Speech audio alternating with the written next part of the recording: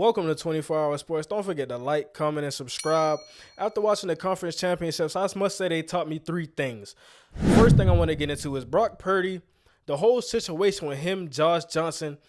Quarterback play is everything when it comes to the playoffs. We look at the offense last week. We look at the offense previously when Jimmy G got hurt. We look at it up till then. It was an explosive offense. They had a lot. They had a passing game and a running game. They had a screen game. It was just creative from a lot of different angles. But when Brock Purdy got hurt, everything changed. When he came back in the game, Josh Johnson, what did we really expect out of him? That's not your backup to your backup. That's not your backup to your starter. That's your backup to your backup to your backup. So that's your fourth-string quarterback, and that's what you're dealing with in that situation. In a playoff game, he hasn't played all season. So when it comes to that situation, I didn't really expect much.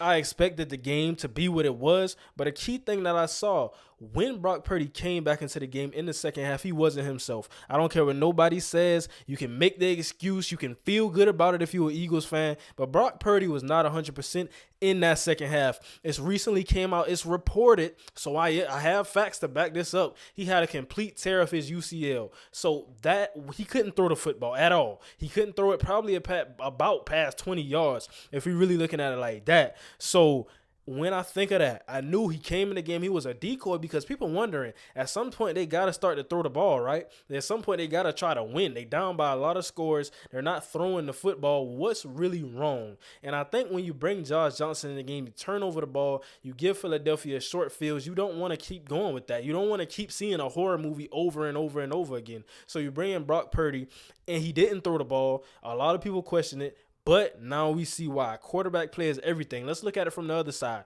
RPOs. Jerry Greenlaw and Fred Warner could not beat himself because of the RPO game. I don't know if Jalen Hurts going to run read option. I don't know if Dallas Goedert coming right behind me. I don't know if Devontae Smith, A.J. Brown coming right behind me. So I can't really flow to the opposite side of the play. I can't really flow to the strong side of the play because I have to slow down my read, and that just slows down the plays in general from a linebacker perspective. They were able to run the ball. I seen them run the ball outside at Greenlaw. I seen him attack Fred Warner a little bit.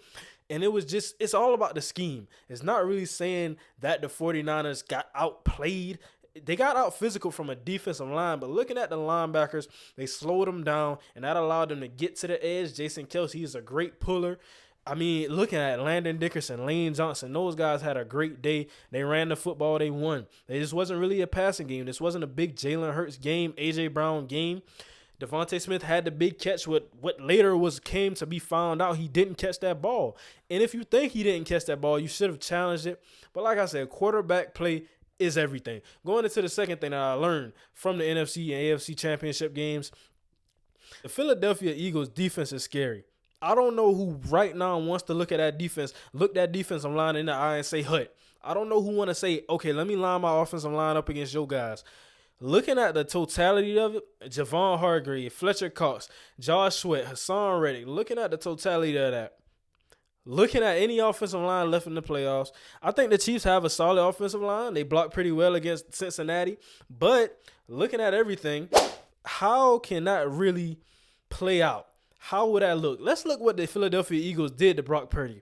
They made Brock Purdy like Mr. Relevant again. They made the entire San Francisco offense look like Mr. Irrelevant. It looked like they was all 7-round draft picks because they didn't do anything. Josh Johnson, they took the football away. I think that was the biggest thing because you gave a team – let's look at it really from the beginning. When Brock Purdy got hurt, Josh Johnson came in. He didn't play well. We all know that. But San Francisco was still holding on his head. It was still holding it down for Brock Purdy. They were playing defense up to the first half.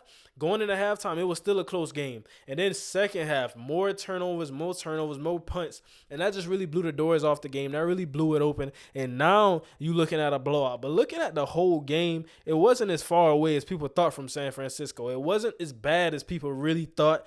Eagles fans, you're feeling good. But look, realistically, you can't go in next week play. You can't go into the Super Bowl playing like that. If you play like that in the Super Bowl against the Eagles, you're not going to have a nice day. Because I think that offense is better. Darius Slay and Bradbury are going to be tested. I think that offensive line is better. They don't have Trent Williams, but looking at the totality, Creed, Humphrey, those other guys, I think they're going to give you a run for your money. The defensive line, you still going to get pressure. You got the best defensive line in football. You still going to get some sacks, but you can't go into next week like that. But against the 49ers, the defense was dominant. I got to give you that. I'm clapping it up for you. I am now announcing my free shoe giveaway where you get to pick your own. And we're announcing this giveaway at 1,000 subs to end. It's easy, and all you got to do is must be subscribed, like a video, comment free entry, and below that, put your Instagram and Facebook name and you win. First entry is free. Other entries after that are $1. Let's get to it. Let's enter. Third thing I learned out of the conference championship week. Patrick Mahomes is the GOAT. I don't care who, what, how you try to name it, how you try to disguise it. He is the GOAT. Right now, especially. Tom Brady, he's better than Tom Brady. Josh Allen, he's better than Josh Allen. Joe Burrow, he's better than Joe Burrow. He's better than Jalen Hurts. He's better than Lamar Jackson. It's not even close. It's not. Last night showed me that Patrick Mahomes is different. You're doing that. You're not 100%. You're playing on that ankle. You're doing that. 2 of your starting receivers out. You're doing that 300-plus yards and the clutch run on the bum ankle. You draw the off unnecessary roughness. You get your guy in field goal range, and you win the game. I mean, what more could you have done in that game? It's just magical. A magical storyline. If you told me who's the best quarterback of all time right now, I have to put Patrick Mahomes in that conversation. I understand one Super Bowl, but since he's became a starter, 5 straight AFC championships, 1 Super Bowl win, another Super Bowl appearance, and I believe if he wins this Super Bowl, how do we really look at him? How many quarterbacks can we say are better than Patrick Mahomes? We have to stop thinking that he's young. We have to stop being in a nostalgic state of mind, looking at guys like Joe Montana, looking at Troy Aikman, looking at Dan Marino. Patrick Mahomes is coming. Aaron Rodgers, Peyton Manning, Tom Brady, all y'all have to be on watch because this the new era. This the young guy. Joe Burrow, he lost this game. He didn't play particularly like we thought he would. He didn't light it up, but he coming too. But, right now, Patrick Mahomes is the GOAT. That's what I learned. 3 things I learned out of Conference Championship Week. What did you learn from Championship Week? Let me know down below in the comments. Don't forget to subscribe. We out.